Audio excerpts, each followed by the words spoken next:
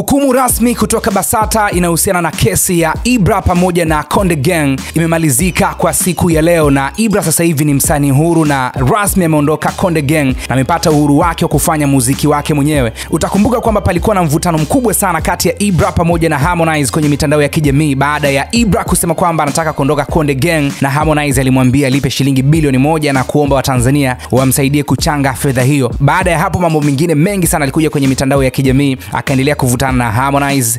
Baada ya hapo Basata wakaingilia kati na kuwaita wote Basata. Mara ya kwanza alienda Ibra mwenyewe, Harmonize ya kwenda. Baada ya hapo pia tulikuja tukaona Harmonize amekwenda na akasema kwamba yeye ameamua kuachia hilo na yeye yuko sawa na Ibra na kumwacha aondoke, lakini bado mambo mengine yalikuwa hayajakamilika kutoka Basata. Kwa hiyo leo rasmi yameweza kumalizwa na Ibra yuko huru kufanya kazi zake. Msanii nyota wa muziki wa Bongo Flava Ibra ambaye alikuwa chini ya lebo ya Konde Gang sasa ni huru rasmi kuendelea na kazi zake za muziki kama msanii huru. Hii inafuatia makubaliano yaliyofikiwa siku ya leo kati yake na uongozi wa lebo hiyo baada ya mgogoro huo uliodumu takribani wiki mbili. Makubaliano hayo yamesainiwa mbele ya katibu mtendaji wa Baraza la Sanaa la Taifa Basata, Dr. Kedmon Mapana. Katika kikao hicho Ibra aliambatana na mshauri wake wa biashara Bwana Msigwa, huku upande wa lebo ya Konde Gang ukiwakilishwa na wakili wao Bisandra. Kupitia makubaliano hayo Ibra ameruhusiwa kuendelea na kazi zake za muziki bila masharti yoyote kutoka kwenye lebo hiyo. Hatua hii inatoa nafasi kwa msanii huyo kujiendeleza zaidi kisanaa kwa uhuru na ubunifu wake binafsi. Utakumbuka kwamba lebo ya Konde Gang ilitoa taarifa za yeye kusimama kujihusisha na muziki mpaka pale ambapo matatizo haya ama mgogoro huu